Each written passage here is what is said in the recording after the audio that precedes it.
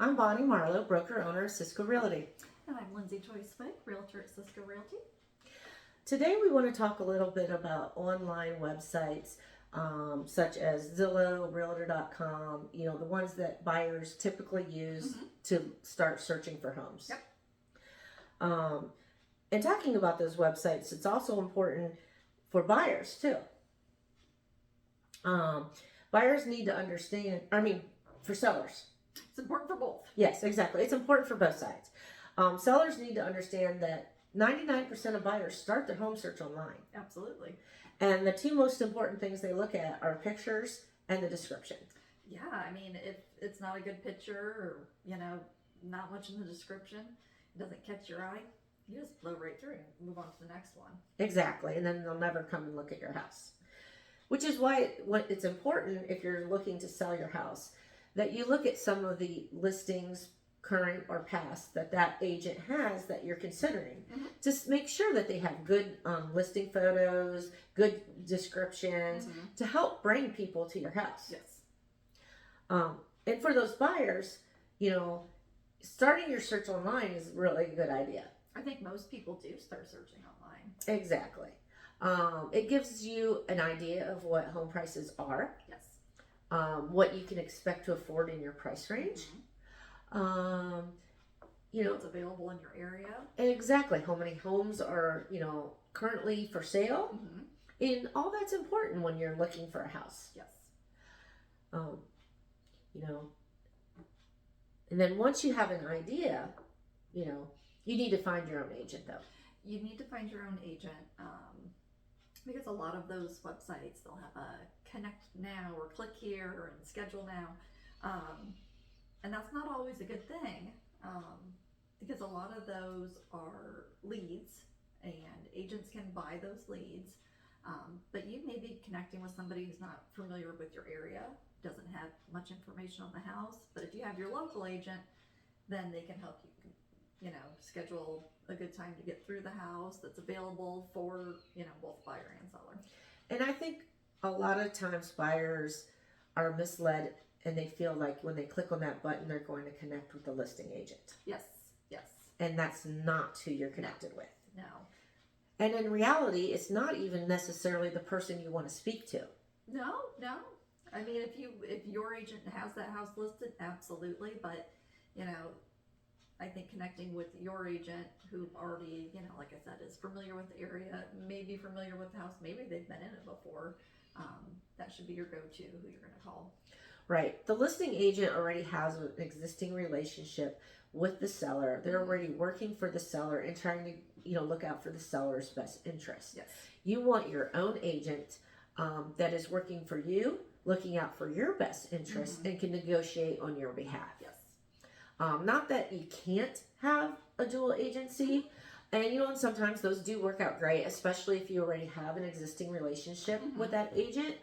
But it's always good to have your own agent, someone on your side.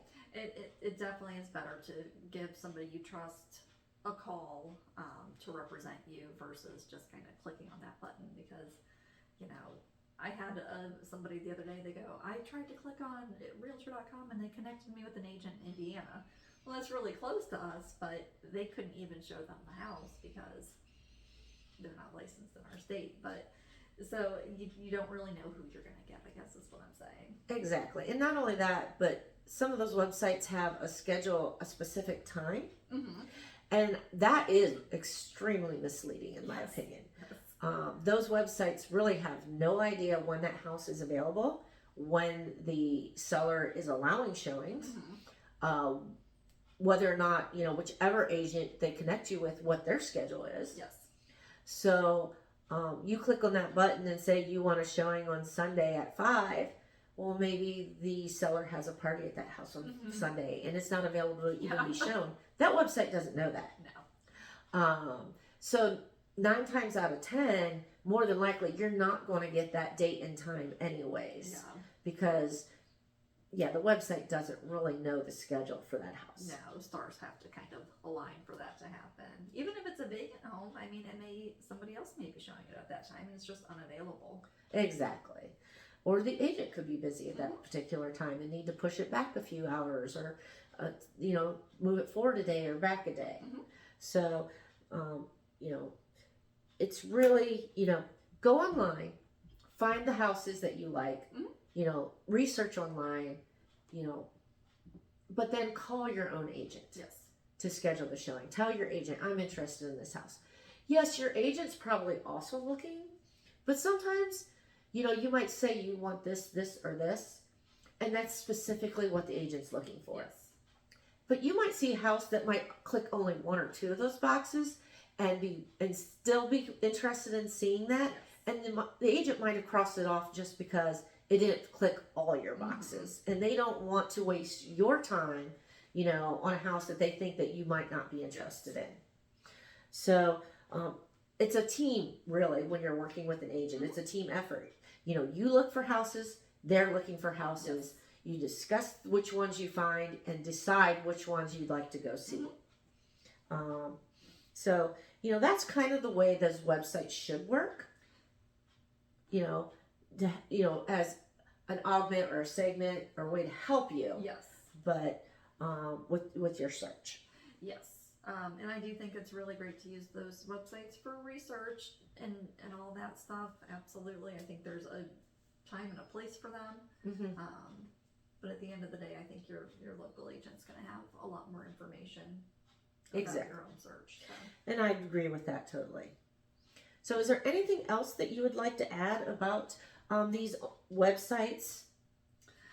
No, I mean, like I said, use them to research, especially if you're even moving to a new area. It'll give you a good idea of what's there, what the prices are.